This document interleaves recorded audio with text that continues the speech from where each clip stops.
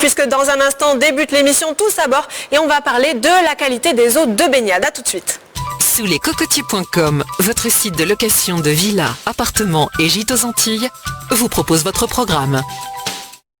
Plus qu'un partenaire santé, le comptoir médical assure votre protection en matière d'équipement de premier secours. Maîtrisez l'urgence au quotidien avec le comptoir médical Fort-de-France, Trinité et Saint-Pierre.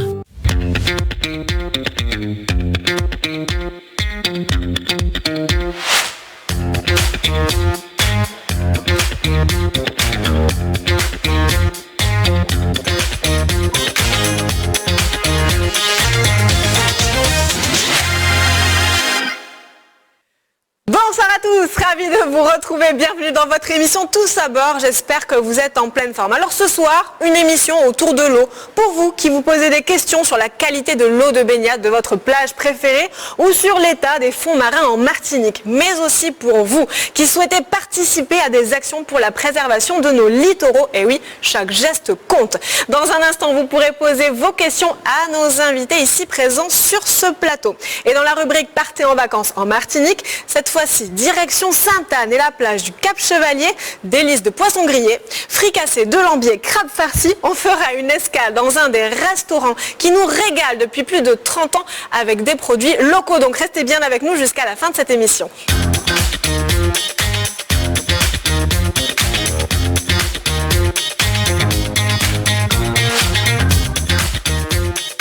Et bien sûr, vous le savez, c'est votre émission. N'hésitez pas à nous poser vos questions via les réseaux sociaux. On est présent sur Facebook, Twitter et Instagram.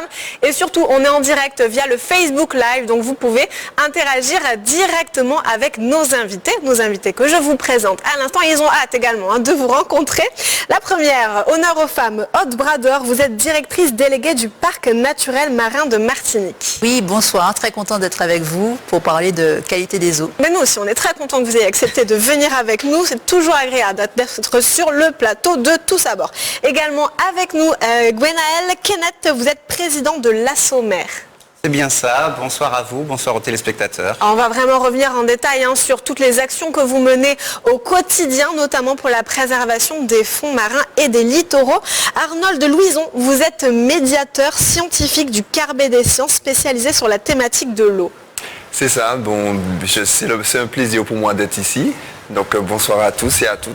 Alors on va vraiment revenir également en détail. Je fais un petit peu de teasing sur votre programme autour de l'eau, notamment en partenariat avec l'Office de l'eau.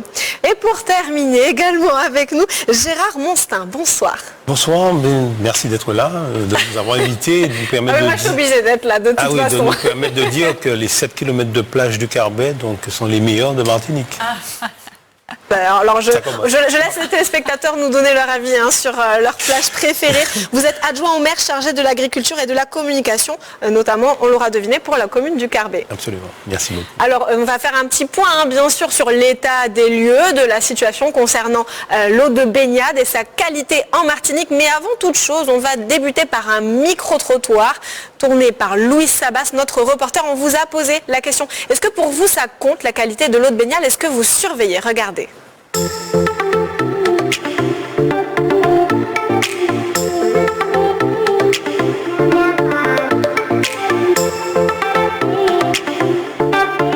Je m'inquiète quand même de savoir lorsque je vais à la plage si l'eau elle est quand même assez... on peut s'y baigner en fait. Alors je sais qu'il y a une cartographie qui a été faite pour savoir justement les eaux de baignade qui sont polluées. Je vais sur internet, je vérifie la qualité des derniers résultats, des dernières analyses qui ont été faites avant de me rendre sur le lieu. Je me renseigne toujours. Il faut faire confiance à l'ARS, il faut vérifier la qualité des eaux. Donc en fait, si vraiment elle n'est pas de qualité A, je vais ailleurs, tout simplement. Je me rends régulièrement à rivière Pilote-à-la Figuier. Enfin, j'ai vu le panneau et c'était de bonne qualité. Vous faites attention à ces détails? Très attention. Mais pour la santé.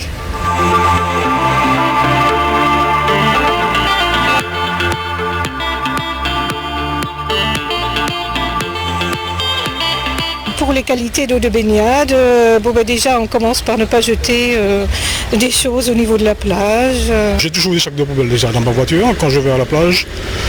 Je ramasse tout ce que je repars avec tout ce que j'en ai. J'espère que tout le monde participe au fait que on ne doit pas avoir des déchets dans l'eau. Enfin, comme je mange beaucoup, je fais beaucoup la côte, ça m'embête beaucoup de voir beaucoup de déchets, des bouteilles, toutes sortes de choses qui s'échouent. J'ai suivi les préconisations, j'ai installé un système de filtration chez moi pour que l'eau qui soit évacuée dans la nature soit la plus recyclée possible.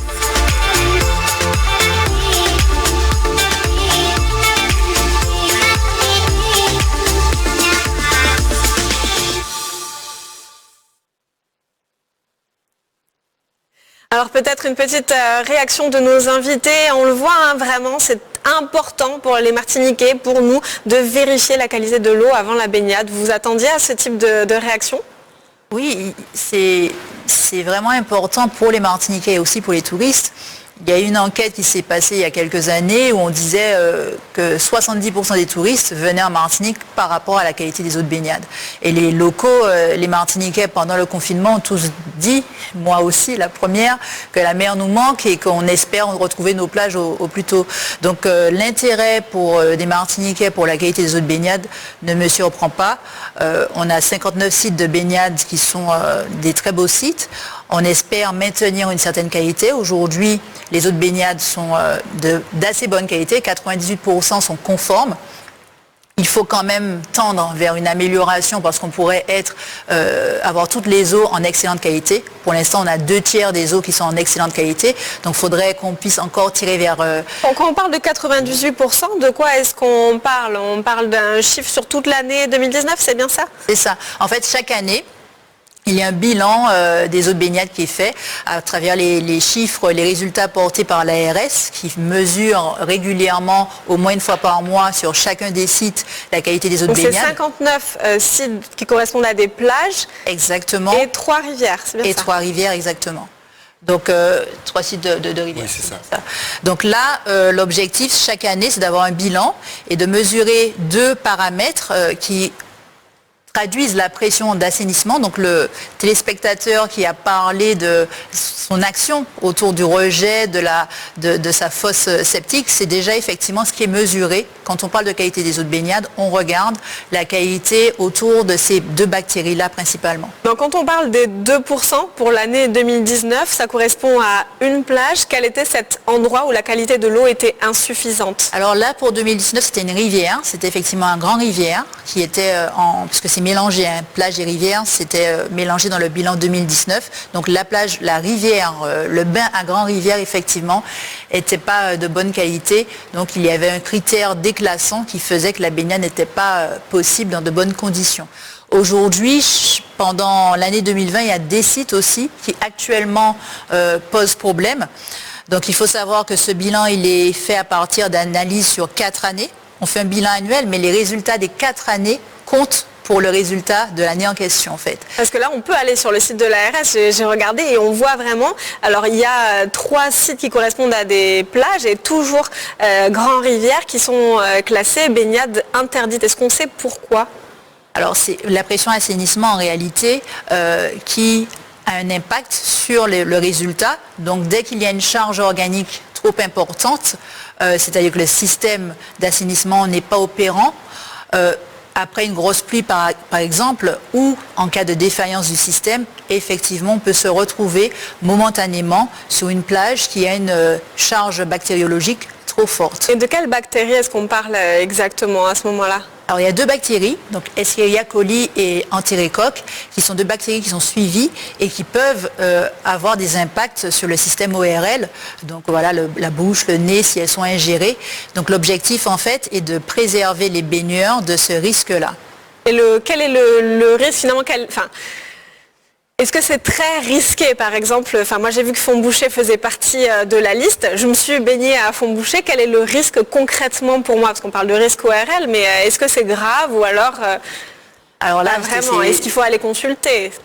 C'est pas systématique. On peut avoir bu une tasse et n'avoir rien eu du tout. Le prélèvement se fait à un moment donné, à un endroit précis. Donc il n'y a pas systématiquement une chance à 100% d'avoir un impact. Mais c'est vrai que globalement, après une pluie, voilà, c'est pas forcément le meilleur moment pour aller se baigner, mais le risque n'est pas important. Mais si par contre il y a effectivement une infection, là, vaut mieux pas se baigner sur une plage où il y a un risque bactériologique, et donc, tout simplement. Donc après une tempête ou après de fortes pluies, donc on évite de se baigner tout court? Absolument. Je crois que les Martiniquais sont très affûtés à cela. Dès qu'il y a une tempête ou de la pluie, ils ne vont pas à la mer.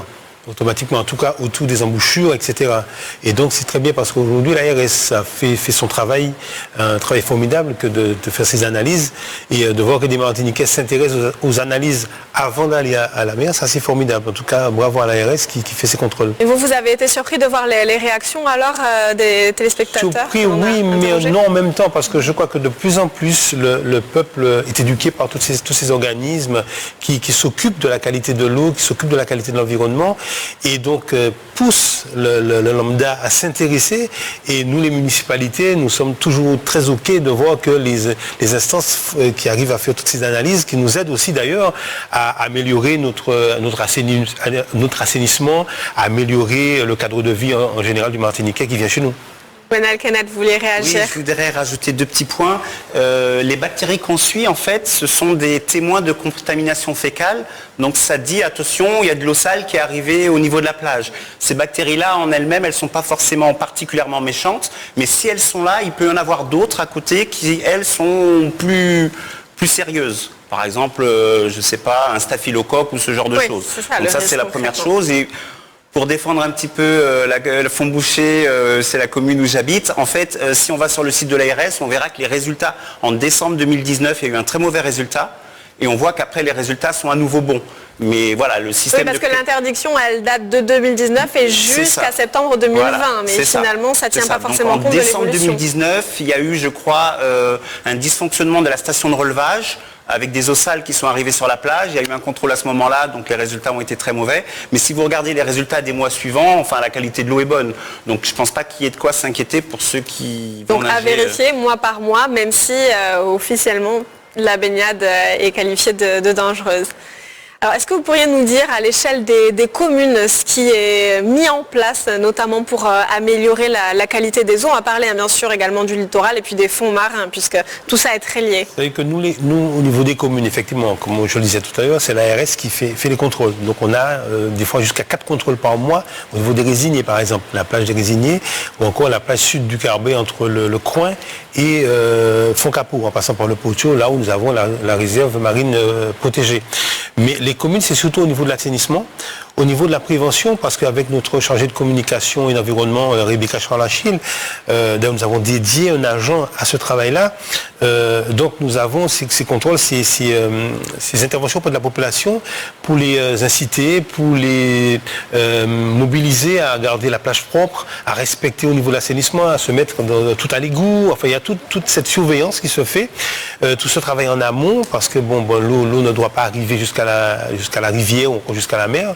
Donc il y a tout ce travail de prévention, de communication, d'information que nous, en tout cas au Carbet, mais je suppose que toutes les mairies de la Martinique font pour justement préserver cette qualité de l'eau, tant en rivière qu'en mer. Arnold Louison, là on parlait justement de prévention. Vous, c'est vraiment votre action avec le programme Autour de l'eau. Vous allez plutôt souvent à la rencontre de jeunes que de très grands. Qu'est-ce que vous leur dites concrètement quand vous leur faites un topo de l'état de la qualité des eaux en Martinique? Alors, au niveau des plus jeunes, donc c'est pour les informer, parce qu'en général, ils ont l'habitude de demander donc d'où vient l'eau que je bois, est-ce que l'eau de mer ou de rivière, je peux me baigner dedans.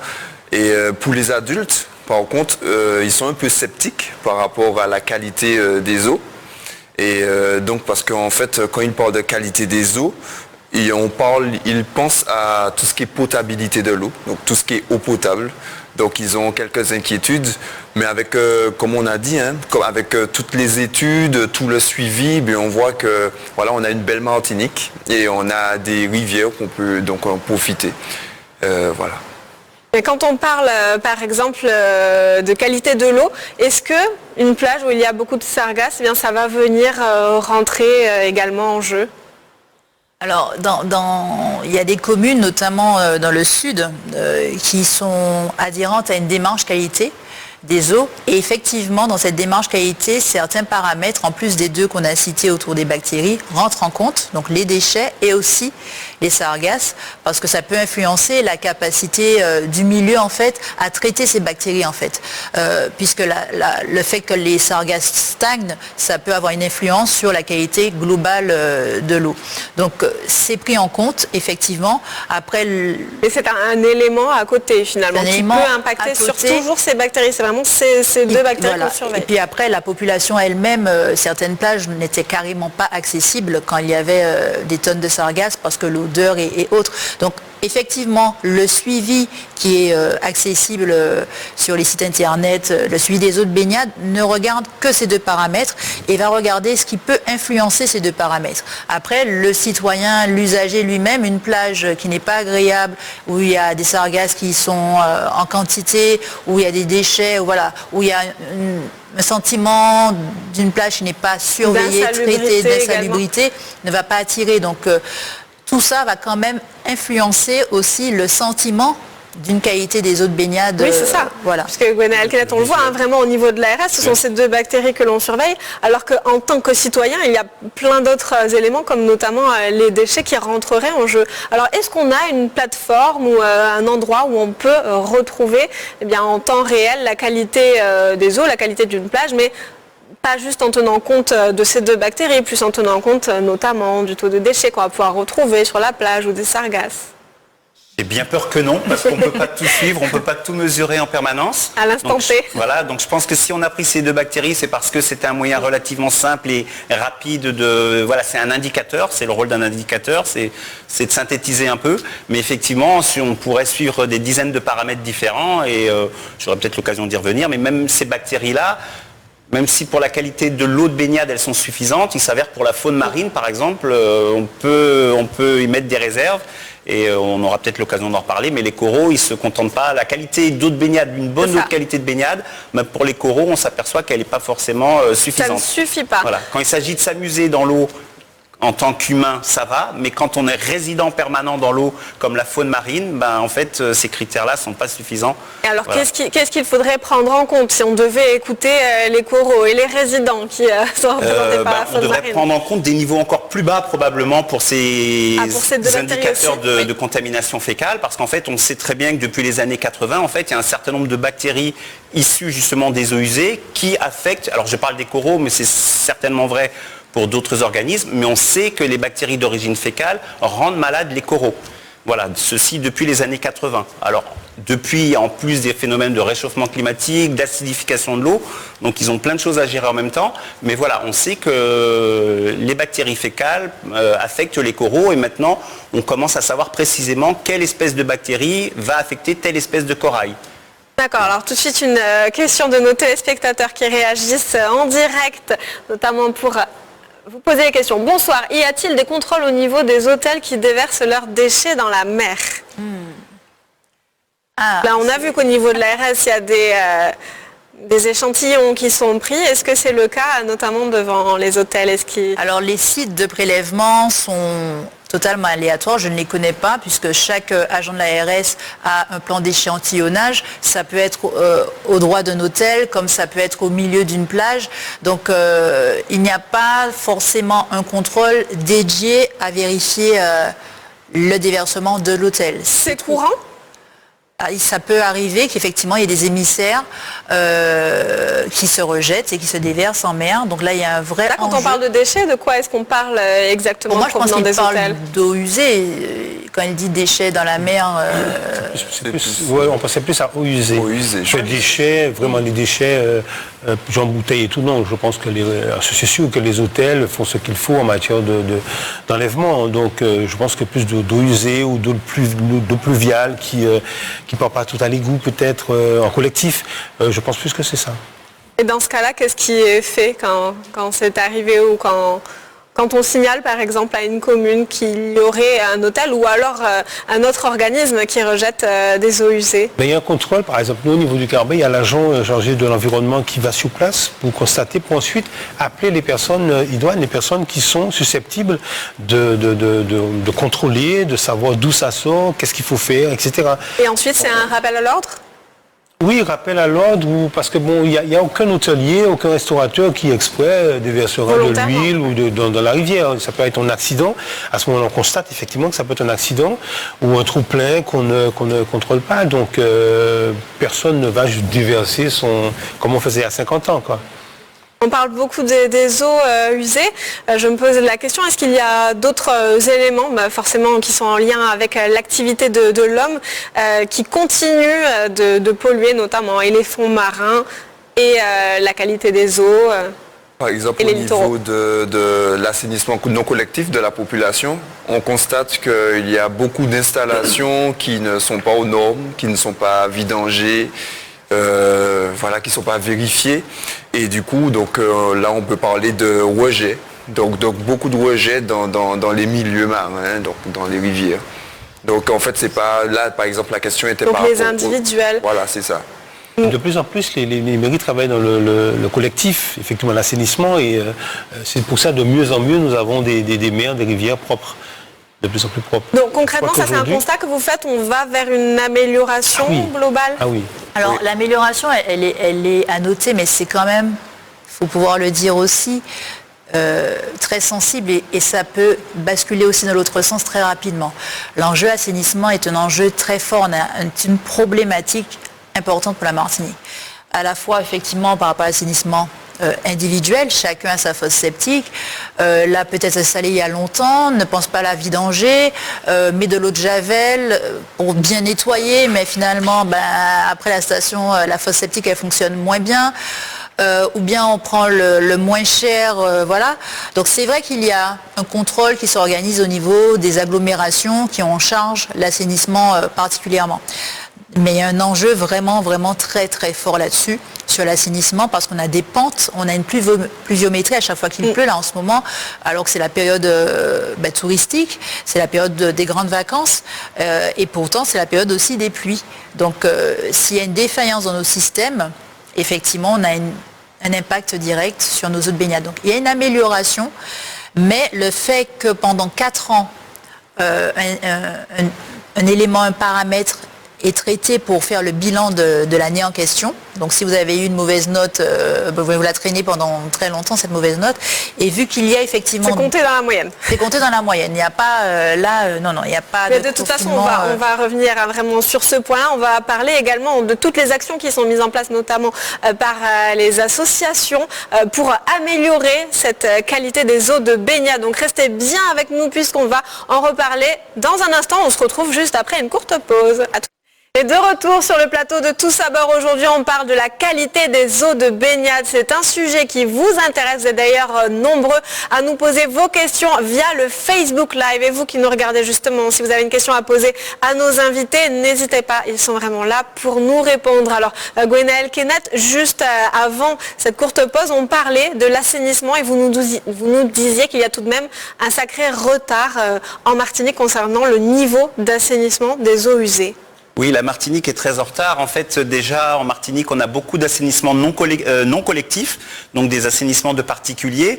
Chez les particuliers, c'est souvent des fosses septiques, mais la fosse septique, normalement, c'est un pré-traitement. On n'a pas l'étape d'après. Donc, en fait, on se rend compte qu'on a 90% de l'assainissement non collectif qui, en fait, n'est pas au niveau. Alors déjà, ça fait peur, sans parler de ce qui va directement dans la rivière et qui, là, ne connaît pas le moindre traitement. Et puis, dans les 40% qui restent, donc l'assainissement collectif, en fait, on se rend compte qu'en fait, cet assainissement est assuré par des petites structures. Alors en gros, je crois qu'il y a 300 stations d'épuration en Martinique. Il y en a 30 grosses pour lesquelles il y a 25% d'insuffisance. Donc là, c'est pas trop mal. Mais par contre, dans les petites, je crois qu'on est à 80% d'insuffisant. De quoi est-ce qu'on parle quand on parle d'insuffisance? C'est-à-dire que les objectifs, alors sans les connaître précisément, mais les objectifs qu'on devrait atteindre en termes d'épuration, d'élimination des bactéries, peut-être d'oxygénation de l'eau, enfin un certain nombre de paramètres qu'on doit atteindre, ne sont pas atteints. Donc finalement, l'eau qui sort de ces stations n'est pas suffisamment propre quand elle est rejetée. Donc elle repart dans l'environnement en étant insuffisamment traitée. Est-ce que c'est l'eau que l'on retrouve dans le robinet? Pour celle qui va dans la mer, non. Les stations d'épuration, je ne pense pas qu'elles recrachent en rivière. À mon avis, non. Mais donc a priori on peut espérer que non. Après tôt ou tard via le cycle des éléments après ça, oui. Voilà. Mais là c'est une autre histoire. D'accord, alors une petite question en Facebook à nouveau, merci à vous de participer. Oula, bonsoir, il y a souvent des coulées de boue au niveau du prêcheur à cause des pluies, de la boue et des graviers se retrouvent dans la mer, ce qui détruit l'écosystème et tue également des tortues. Y a-t-il un organisme susceptible de mettre en place une structure afin d'éviter cette pollution? Alors je me tourne vers vous, Gwenaël Kenneth, puisque vous êtes le président d'Asso Mer. Est-ce que vous pouvez répondre à cette question? Alors, j'ai envie de dire que ça c'est une pollution presque naturelle. J'ai envie de dire que c'est un phénomène d'érosion. La Martinique, elle s'est créée à partir de volcans qui ont fait émerger une terre. Cette terre, par définition, elle va s'éroder et s'il n'y a pas d'autre activité volcanique, elle va un jour disparaître en mer.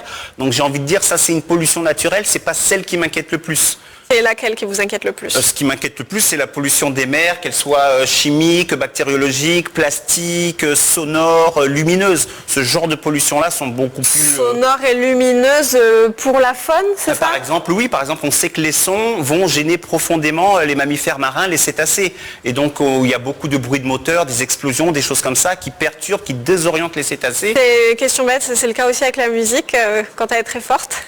On peut imaginer que la musique dérange la faune sous-marine. Un autre exemple, vous parlez de musique, très souvent sur les bateaux, maintenant il y a un éclairage à l'arrière des bateaux. Oui. C'est une aberration absolue. À quoi ça sert d'éclairer sous l'eau quand on est sur un bateau? Concrètement, ça peut vraiment empêcher la faune de se développer? Alors peut-être pas de se développer, mais les organismes marins ils ont une grande activité nocturne, ils sont capables de très très bien percevoir par exemple la luminosité, la clarté de la lune, et on peut imaginer que ce genre de lumière perturbe. Des petits bancs par exemple de poissons, les pisquettes, si vous mettez une lumière la nuit dans un banc de pisquettes, elles deviennent folles, elles partent dans tous les sens, elles vous connent dans tous les sens. Alors donc j'imagine un bateau qui éclaire ça des heures durant. Mais... Alors, pareil pour les tortues. Par exemple, au niveau du Carbet, on est en train de travailler là-dessus, concernant l'éclairage du bord de mer. Parce que, pour ne pas empêcher la ponte des tortues, parce qu'une tortue qui trouve une lumière bizarre, enfin, ça peut gêner la ponte. Donc ça aussi, ce sont des petits détails comme soit elles vont plus loin, soit elles reviennent, etc. Elles n'arrivent pas, traversent la route. Elles sont totalement désorientées parce que c'est pas une lumière qui est enregistrée dans leur conscient, mais enfin qui est enregistrée, quoi. C'est ça. Ce sont des détails peut-être, quand on va vers la population, là, on dit voilà, on va mettre l'éclairage, etc. Ah ouais, mais il y a des gens qui ne sont pas contents, mais parce qu'effectivement, comme disait on tout à l'heure, donc la nature peut vivre sans nous, hein. C'est nous qui avons besoin de la nature. Est-ce qu'il ne faut pas davantage communiquer peut-être avec les citoyens pour expliquer, on est obligé d'agir comme ça pour telle ou telle raison? On parlait de l'assainissement également. Oui, avec le Carbet des Sciences, avec le parc naturel marin. J'aimerais quand même qu'on clôture vraiment sur la question de l'assainissement. Pour les gens qui nous regardent, qui sont des individuels, qui ont notamment des fosses septiques, qui bien évidemment n'ont pas envie d'abîmer l'environnement, quelles actions ils peuvent mener individuellement pour vérifier notamment Je pense que techniquement, c'est toi qui pourrais mieux expliquer ça. Oui, s'informer. Alors, tout le monde, je pense, aura des idées. Je pense aussi limiter la consommation d'eau. Très souvent, quand on ouvre le robinet, on ouvre le robinet avec un débit beaucoup trop important, alors qu'on peut se laver les mains sous un filet d'eau. Et souvent, c'est un jet infini. Donc, moins il y a d'eau qu'on consomme, moins il y aura d'eau à traiter, et mieux cette eau sera traitée en fin de compte. Par exemple. Ça je l'entends, évidemment. J'imagine que chacun, à son échelle, fait les efforts qu'il peut. Mais concrètement, si j'ai une fosse septique et que j'ai envie de vérifier, voilà, peut-être que vous pouvez nous dire. Déjà au moment de la construction, parce qu'il y a un choix, on construit, ça coûte cher, donc on essaie de faire des économies sur tous les postes possibles. Celui-là, c'est un poste important et il y aura de toutes les façons de plus en plus de contrôle des stations d'épuration parce qu'effectivement, la Martinique a un retard et il y aura un contrôle à la fois des services de l'État, des services... Et des particuliers aussi? De toutes les fosses septiques, des particuliers, par les agglomérations, ce sera une obligation. Donc dans tous les cas, ce poste-là, il faut bien le dimensionner, il faut que la fosse septique soit adaptée et faire les choses dans les normes. Ensuite, une fois qu'elle est installée, qu'elle a été bien choisie, il y a l'entretien de la fosse septique, c'est primordial.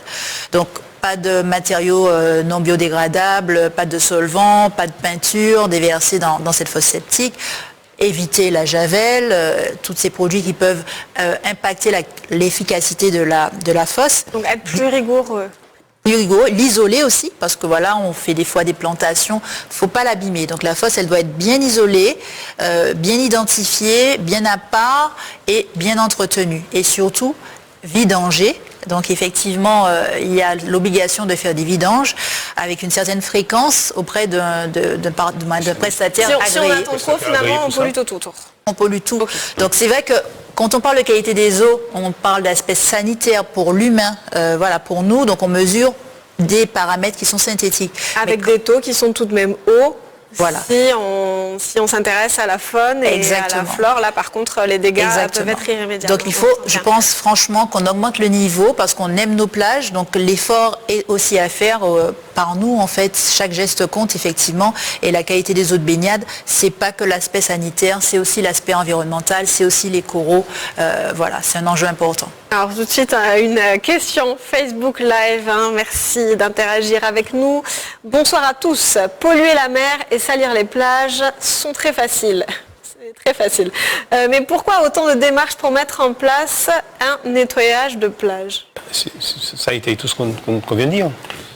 Oui, il faut bien... Pourquoi autant de démarches?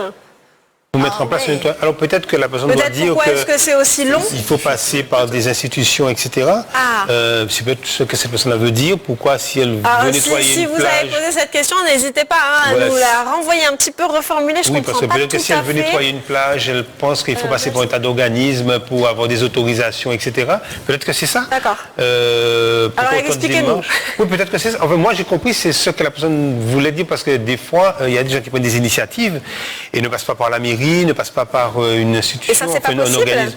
C'est possible, mais il y a des gens, on peut vouloir en nettoyer, et puis après on fait des dépôts sauvages, on fait des choses, c'est-à-dire qu'il y a des normes, c'est-à-dire qu'on peut pas, par exemple, on a enlevé des mégots la dernière fois, mais on va enlever les mégots pour les mettre à côté dans une poubelle qui n'est pas, qui respecte pas les normes, etc. Il y a toute une démarche à faire qui n'est... Est-ce qu'il y a des sanctions pour les personnes qui balancent des déchets, notamment des mégots, par exemple? Tout déchet, tout dépôt sauvage est sanctionnable, donc oui, il y a bien sûr. C'est difficile d'identifier. Voilà, il faut le flagrant délit. Les dépôts sauvages, effectivement, mais par exemple, nous avons récolté pas mal de mégots, mais on va pas. Il y a des gens qui continuent à jeter des mégots, par exemple, sur les plages. Et ça, on fait des démarches, on fait avec des associations, on fait du ramassage, etc. Mais si les gens prenaient le temps de mettre son mégot dans son petit sac, etc., c'est tout ça qui contribue à ce que demain nous ayons une nature protégée, un environnement sain. Au niveau individuel, du coup. Oui, donc, en fait, je me mets vraiment à la place des gens qui nous regardent concrètement, quelles sont les actions qu'on peut mener, peut-être les actions auxquelles on ne pense pas au quotidien pour protéger nos littoraux notamment. Par exemple, on va à la plage. On vient avec des emballages. Voilà. On repart avec ces emballages. On ne jette pas les emballages ça semble être du bon sens, honnêtement. Voilà. Mais malheureusement, on retrouve les emballages sur les plages. Malheureusement, on a encore du plastique sur les plages. Alors, on dit aux gens d'utiliser des emballages. Alors, ce qui est embêtant, c'est qu'on leur demande d'utiliser les cuillères en bois, en carton. Alors, comme c'est du recyclage, donc recyclable, donc ils peuvent laisser par terre. C'est-à-dire qu'il y a toute une éducation.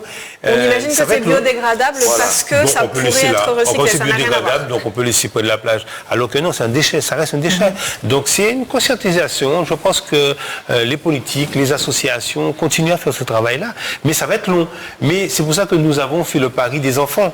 Nous travaillons beaucoup avec l'école primaire parce que les enfants, c'est demain.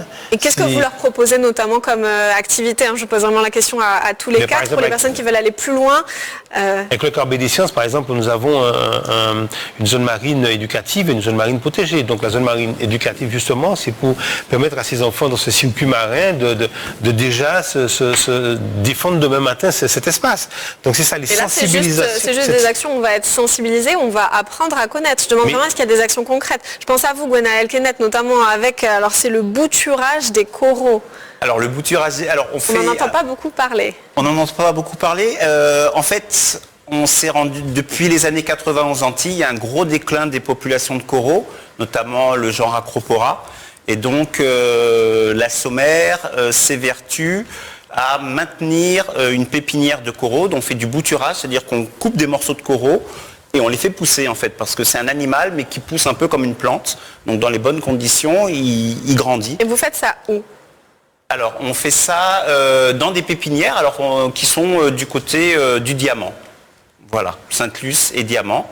Et donc on multiplie des fragments de coraux pour ensuite les réintroduire en milieu naturel. Voilà. Et tout ça, c'est un petit peu compliqué dans la mesure où il s'agit d'espèces protégées, donc ils font pas mal d'autorisations. Voilà. Et puis il faut que l'accord de tous les acteurs du territoire, tout ça. Donc c'est pas toujours très simple, mais on y consacre beaucoup d'énergie et de temps. Et donc l'Asso Mer, donc vous êtes le président, il y a aussi des actions pour la protection des tortues. Qu'est-ce qui est fait exactement? J'aimerais vraiment qu'on s'adresse aux téléspectateurs qui ont envie de participer peut-être. Alors pour les tortues marines, on fait de la sensibilisation auprès des enfants. On fait aussi du suivi de traces de ponte dans les plages du Nord Caraïbe. Et puis on a aussi fait de la formation, la formation pour les pêcheurs concernant la réanimation des tortues qui sont prises dans les filets pendant la pêche. Voilà, donc comment faire pour qu'une tortue qui s'est noyée en fait ait une chance de se remettre. Ça arrive souvent. Ça arrive assez souvent. Oui, ça arrive assez souvent malheureusement. Et donc si on donne une chance à la tortue, elles peuvent s'en remettre assez bien. Voilà. Donc c'est des gestes qu'on enseigne aux pêcheurs et les pêcheurs après sont habilités nominativement à pouvoir garder une tortue sur leur embarcation parce que c'est un animal protégé. Donc en aucun cas on est censé avoir une tortue dans son embarcation. Donc un pêcheur formé et habilité nommément peut avoir la tortue après avoir signalé auprès des autorités qu'il a une tortue en cours de réanimation sur son bateau. Alors, est-ce qu'il y a d'autres actions que l'on peut mener? Vous faites beaucoup de prévention au niveau notamment des populations, des enfants et des un petit peu plus grands. Qu'est-ce que vous pouvez leur conseiller comme action précise? Donc, en tout cas, les enfants, ils ont cette facilité à raconter aux parents le soir, qu'est-ce qu'on a fait à l'école. Donc, du coup, par exemple, je disais la dernière fois, ne pas laver sa voiture sur les passages à gué, par exemple.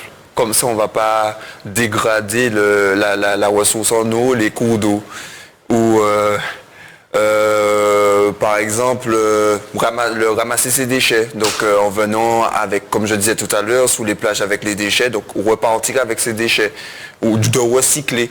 Ou d'éviter le gaspillage. Parce que comme tu disais tout à l'heure, plus on va gaspiller de l'eau, plus on va dire créer des eaux usées. Et étant donné qu'on a un système d'assainissement qui doit être amélioré, donc au final, on va rejeter de la pollution dans les cours d'eau. Donc en fait, c'est ça en fait, c'est rappeler. Oui, c'est ça, c'est rappeler. Je ne voudrais pas paraître mal poli, mais les choses dont vous parlez, ça me semble être des choses qu'on entend déjà depuis des dizaines d'années. Que tout le monde s'y mette. Il y a des choses qu'on entend, qu'on n'arrive pas à mettre en œuvre, à engager effectivement le passage à l'acte. Donc, il faut rabâcher et il faut de la police et la question de téléspectateurs sur pourquoi on prend moins, pourquoi c'est si difficile les démarches de nettoyage. Et effectivement, il faut les systématiser, mais en même temps, voilà, j'aurais aimé qu'on n'ait plus à nettoyer, que ça soit on emmène un déchet, on repart avec. Et il y a des gestes qui ne sont pas encore connus. Il y en a ceux qu'on connaît mais on ne fait pas, mais il y en a qui ne sont pas forcément... Comme quoi, par exemple? On va aller rapidement. La crème solaire, c'est un réflexe qu'on a, on met de la crème solaire, on se tartine de crème solaire. On n'a pas forcément l'idée que crème solaire, ça a un impact sur les coraux. Ça, c'est déjà effectivement un message supplémentaire à faire passer. Gwenaël Kenneth, c'est le premier tueur de coraux? Non, dire que ce serait le premier tueur de coraux, je pense que c'est exagéré, mais c'est parmi les gestes simples que chacun peut faire. On peut effectivement se poser la question du devenir de sa crème solaire. Donc soit mettre un vêtement, du tissu pour protéger la peau, ou alors se pencher vers des crèmes solaires plus écologiques, car ça commence à bien se faire. Notamment Hawaï, à partir du 1er janvier 2021, va interdire les crèmes solaires. Voilà, et donc... Il faudra faire différemment. Alors on va bien sûr conclure sur ce thème de la qualité des eaux de baignade qui est passionnant, mais avant toute chose, on va se faire un petit peu plaisir.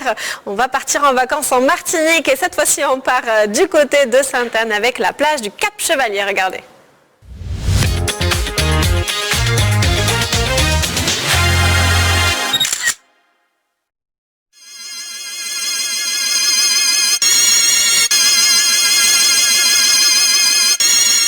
Bienvenue sur une des plages de la dernière commune au sud de la Martinique, Sainte-Anne.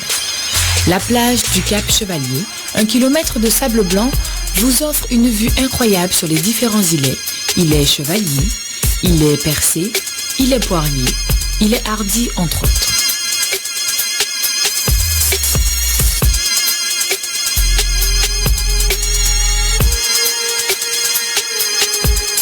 son eau cristalline, ses fonds blancs, sa faible houle grâce à la barrière de corail feront le bonheur des tout petits.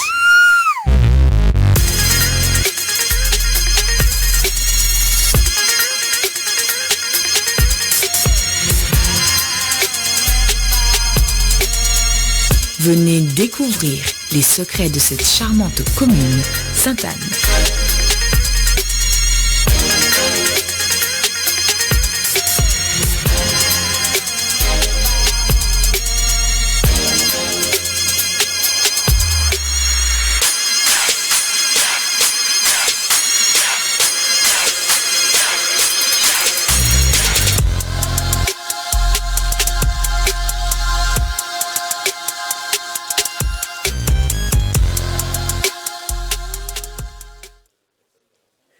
Sur le plateau, on s'est régalé avec ces belles images, on espère que vous aussi. Et puis je sens que vous avez un petit creux, que vous avez envie de vous régaler, mais cette fois-ci l'estomac avec des produits 100% locaux. Eh bien, on va découvrir ou redécouvrir une enseigne qui partage avec nous l'amour de la gastronomie locale depuis plus de 30 ans. C'est chez Gracieuse et regardez, Rani Charles a fait un petit tour pour nous.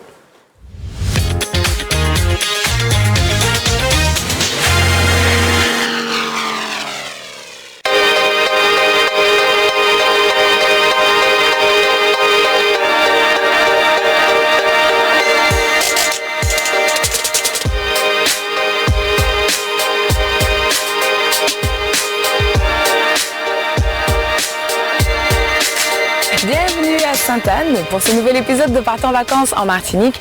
Je nous ai déniché un petit restaurant 100% local. Tout de Martinique. Même l'équipe est entièrement martiniquaise. Alors venez avec moi, c'est le restaurant chez Gracieuse, en Louaille.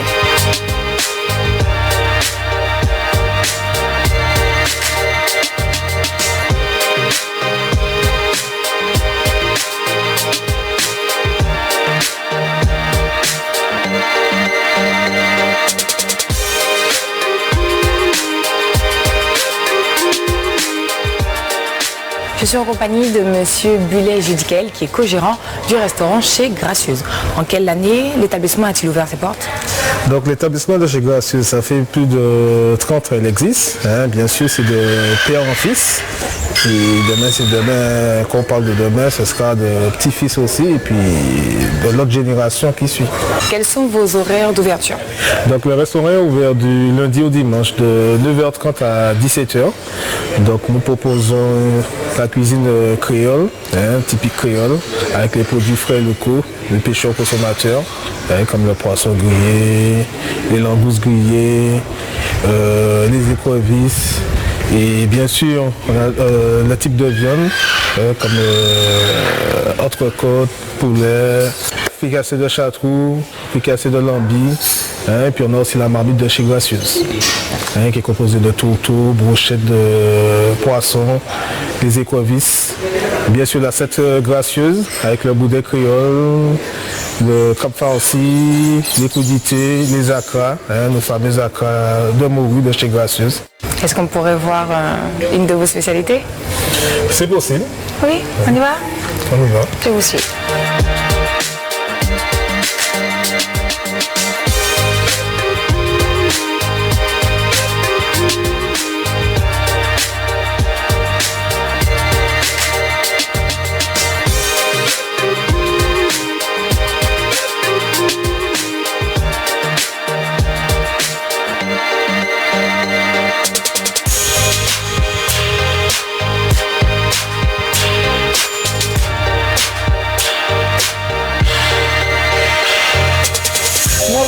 Était délicieux. Je le sourire, ça veut dire que je suis très satisfaite et je remercie l'équipe de chez Gracieuse pour ce succulent repas. Bisous, à un prochain numéro. Bisous. Et nous, on te remercie, Rani, de nous faire découvrir toutes ces bonnes adresses chaque soir dans Tous à bord. N'hésitez pas, si vous aussi vous avez envie de retrouver toutes ces bonnes idées, notamment d'activités, sur le site partezenvacancesenmartinique.com avec plein d'offres promotionnelles également. Et on poursuit cette rubrique avec notre petite minute info conseil. Regardez. À voile, initialement conçu pour la pêche. Elles sont désormais utilisées dans des régates sportives autour de l'île. Et les yoles sont dites rondes car elles ne possèdent pas de quilles comme la plupart des bateaux à voile. Les équipiers, les yoleurs, se perchent donc sur des bois dressés afin de compenser la force du vent. Et malheureusement, c'est déjà bientôt la fin de cette émission Aude Brador. J'aurais aimé rapidement que vous donniez à nos téléspectateurs le rendez-vous dont vous m'avez parlé. Oui, donc rendez-vous sur la plage du Coin au Carbet ce dimanche à partir de 8h jusqu'à la fin de journée. Dimanche d'après, rendez-vous à Trinité. Où est-ce qu'on peut retrouver les informations sur Internet pour ceux qui ont pas le temps de noter ? Sur notre page Facebook, la page Facebook du Parc Naturel Marin, vous avez toutes les informations et l'idée c'est de se sensibiliser tout en s'amusant au bon geste et passer une bonne journée sur ces plages. Voilà. Eh ben, merci infiniment à vous quatre d'avoir répondu à nos questions. C'est un sujet bien sûr dont on aimerait parler encore plus. On a plein de choses à dire, mais on reviendra. On poursuivra au moins sur les réseaux sociaux. On compte sur nous pour continuer à répondre à nos téléspectateurs. Merci beaucoup d'avoir été aussi actifs encore aujourd'hui. Vous êtes de plus en plus nombreux à nous suivre. Donc merci infiniment. Malheureusement, c'est la fin de cette émission. Mais on se retrouve déjà demain soir à partir de 18h en direct sur VIA TV. Et puis restez bien sûr sur la chaîne puisque dans un instant débute le JT de Jean-Marc Dabreu. À demain.